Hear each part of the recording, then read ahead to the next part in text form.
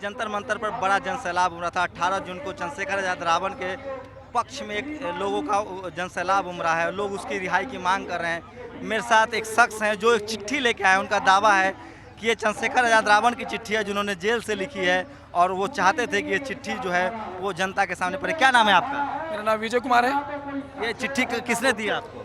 ये भाई चंद्रशेखर जी ने जेल से भिजवाई है, क्योंकि जेल में लिखत पढ़त पर कोई पाबंदी नहीं है, कोई अपनी बात रख सकता है। और क्या लिखा है बताइए, चिट्ठी दिखाइए। ये चिट्ठी है, ये भाई चंद्रशेखर इसमें बताइए पढ़ के। इसमें लिखा है, ये राइटिंग उन्हीं की है। ये भाई चंद्रशेखर जी की राइटिंग है, आप मिलान भी कर सकते हैं। हाँ बताइए क्या लिखा है। इसमें लिखा है 18 जून के लिए मेरा संदेश आप सबके लिए। सम्मानित साथियों को जय भीम। सभी महापुरुषों को नमन करता हूं और नमन उस शख्स को जो यहाँ मौजूद है, यहाँ पूरी दुनिया में कहीं भी है, पर उसे इस शोषित वंचित समाज की चिंता है।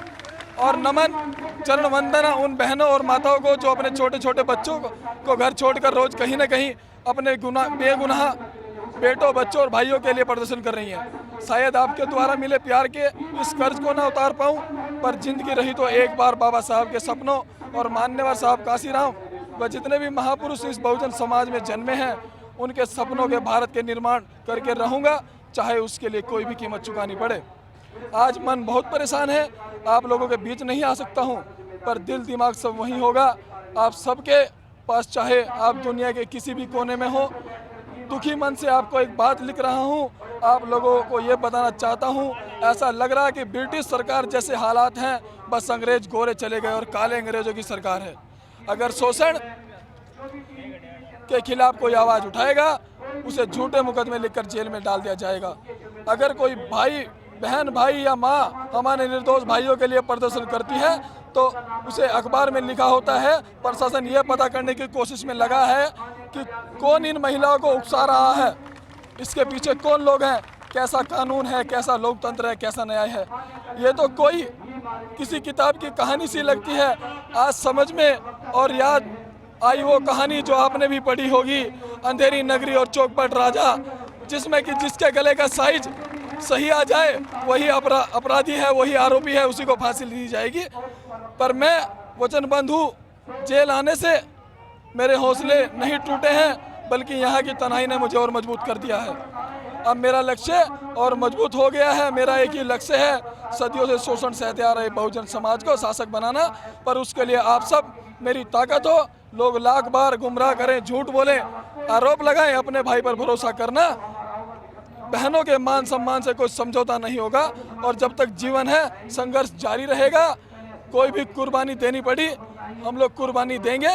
दुखी मन से एक कड़वी सच्चाई भी आपको कहना चाहता हूँ, व्यवस्था से लड़ाई है। काले अंग्रेज हमारी एकता को तोड़ने के लिए नए से नए हथकंडे अपनाएंगे, न जाने कितनी गलतफहमी फैलाएंगे, पर हम बाबा साहब और मान्यवर साहब, लोहा पुरुष बहुजन नायक साहब काशीराम के बेटे हैं। हमें घबराना नहीं है, क्योंकि ये लड़ाई एक दिन में ख़त्म होने वाली नहीं है। हमें डटकर मुकाबला करना होगा।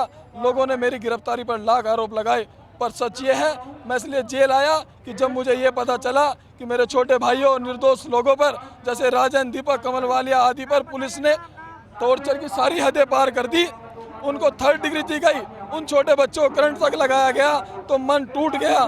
क्योंकि मैं जिसके लिए लड़ रहा हूँ, जिनके लिए संघर्ष कर रहा हूँ, जब वो लोग ही नहीं रहेंगे तो किसके लिए लड़ूंगा।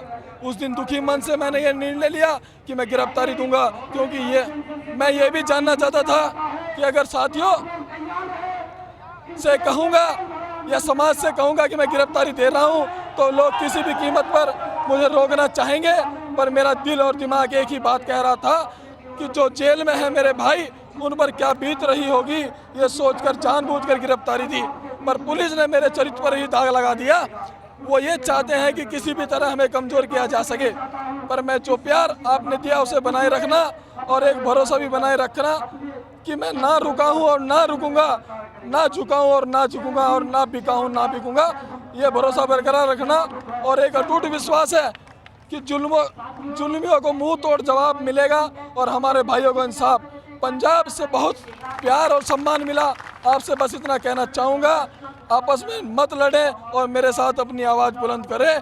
आवाज़ दो, हम एक हैं। ये चांद सितारे मेरे साथ रहे, ये चांद सितारे मेरे साथ में रहें, जब तक आपके हाथ मेरे हाथ में रहें।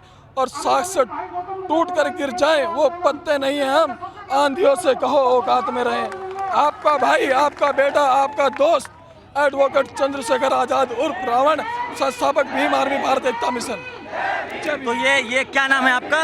मेरा नाम विजय कुमार है। ये विजय है, चंद्रशेखर आजाद रावण की चिट्ठी पढ़ रहे हैं। चिट्ठी दिखाइए जरा कैमरे पर। ये 2 पन्ने की चिट्ठी है, 4 पृष्ठ की चिट्ठी है। ये चिट्ठी कैसे मिली साहब आपको?